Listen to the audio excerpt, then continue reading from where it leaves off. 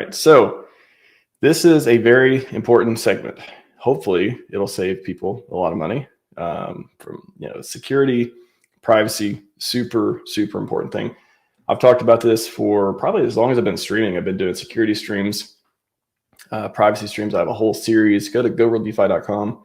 I'll put it in the chat and click on the navigation icon down there where it says security and privacy. I'll just go to it real quick and show you. Gorealdefi.com is where you can also get access to the official apps, verifiable security, all that stuff, navigation, privacy, security.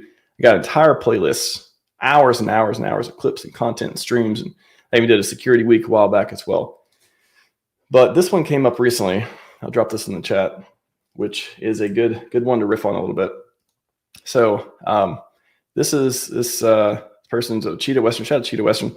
I just lost $11,990. My first time trying Internet Money Wallet. It wasn't working PulseChain Bridge, so I figured I'd use CalSwap. So this is an important part of the lesson to be learned here. I couldn't remember the website, so I Googled it, and I clicked the top option, and it was a scan that drained my entire wallet. Again, it sucks losing money. Again, I hope Cheetah even put in the comments there. Hope you make it back and so much more. But let's not take this example in vain. Let's not forget about it. Let's take this and be like, reinforce. Do not Google for anything that you could possibly connect your crypto wallet to. If you do, it could lead you to a scam site. Google isn't filtering. It isn't 100% perfect. I'm sure they try to make malicious stuff not come up in the search results, but they're not perfect. And you can see from examples time after time, it's not the first person it ever happened to, and it won't be the last, unfortunately. If you Google for links to crypto websites, especially ones you connect your wallet to, that's the flashing alarms. Do not connect your wallet to anything that you Googled for and found the link to immediately without extra verification. Now, what does extra verification look like? Could be a whole bunch of different stuff. It could be double checking with the trusted source. Kind of what I described here in the quote piece here. Go ask someone else if it's a legit site. Maybe if you share it with a friend and say, "Hey, is this legit? Is this the URL you have?" All that stuff. Looking for the official accounts, looking for the X, looking for the Telegram, whatever stuff. I try to stay away from Telegram because it's very hard not to get scammed there as well. Plenty of legit projects, and I know it's a huge communication hub, but it is they try their best too, I guess. But it's just very hard to not get messaged by scammers and stuff on there. But the biggest thing you can do is bookmark the site itself instead of Googling for it. If it's a new site you never heard of, you got to get it from somewhere initially. Do not Google for it. So again, go to the official account, the X account. Make sure it's not a scam X account as well. Check the names, check the URLs. Go to the GitHub if it's a project. You can also go to virustotal.com. It's a website I've talked about a lot.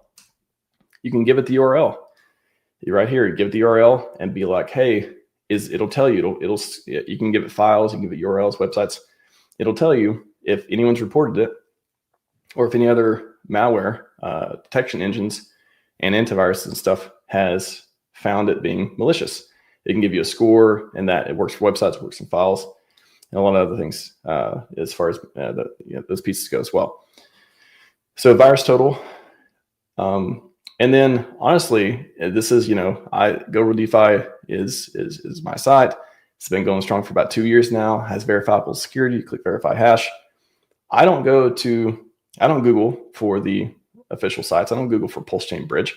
I go to GoRealDefi and I click Bridge, and it takes me to a view of the bridge. Looks exactly the same as official apps.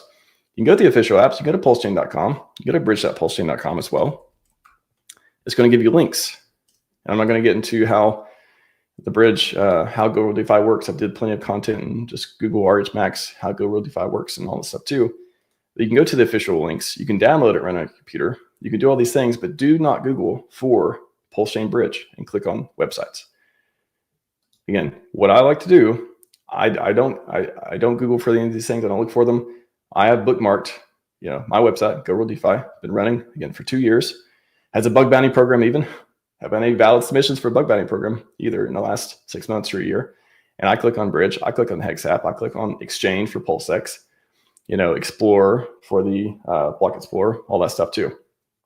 So that is one way. Like, funny enough, some of these, if it's done well, and it has, this has verifiable security, click on the hashes, you can compare them, what they're supposed to be. It pulls everything from the official sources. It just gives you a view into the app itself. If you get internal server error, just refresh, because it's probably just multiple people using it at one time. So just click refresh on that if you ever see that. But it'll tell you what the official links are. It automatically updates to the latest ones. I've covered this many times on the show. Again, if you want to go through a full walkthrough, how it works, all this stuff, just look on YouTube and X. I did long form posts about it as well. But again, I'm going to say it one more time before I move on. Do not Google for anything that you would connect your crypto wallet to, because it may look like an official site. It may have all the things that look like it. May have complete copy, but it could be talking to another contract, not the real one, a scam site. It could be trying to trick you into giving access to your wallet to then take your money and all that stuff too. If you just click, there's always this user interaction. It's not like you go to a website, your wallet's going to get drained immediately. Technically, not true. You have to click buttons or make a prior approval, which you may have done as well on another app that could be compromised or malicious and stuff too. So do not Google for this stuff. Bookmark it. Check trusted sources. Check the official accounts.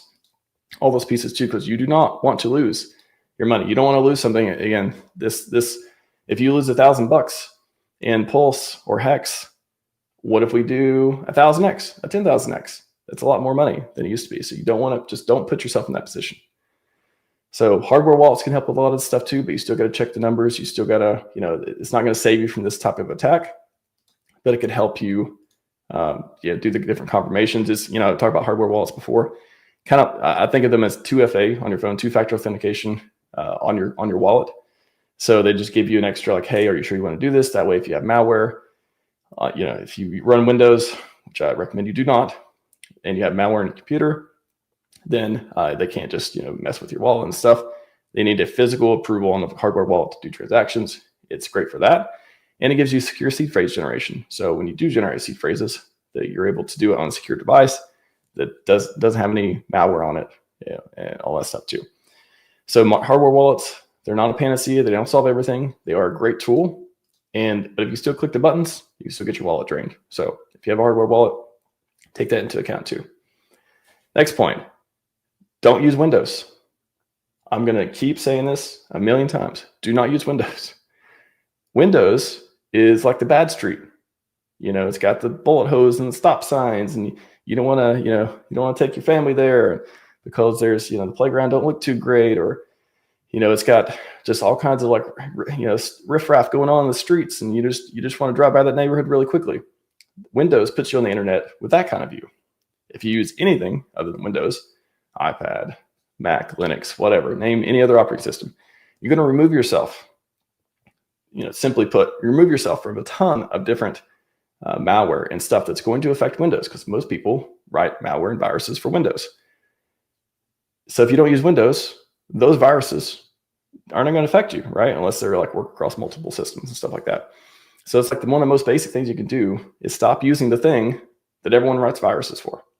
I know it sounds like common sense. I know it's hard. I know there's a learning curve. You can start off getting a MacBook, getting a Linux desktop, getting a Linux laptop, whatever. Use a little bit at a time until you transition.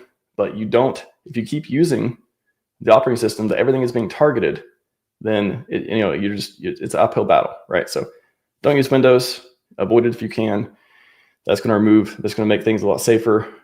But still, again, don't clicky all the buttons.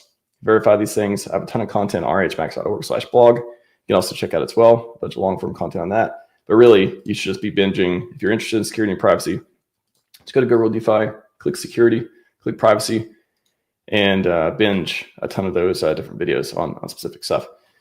So stop Googling. Get the link from trusted source, bookmark it. I like Go DeFi for a lot of PulseChain stuff. And then,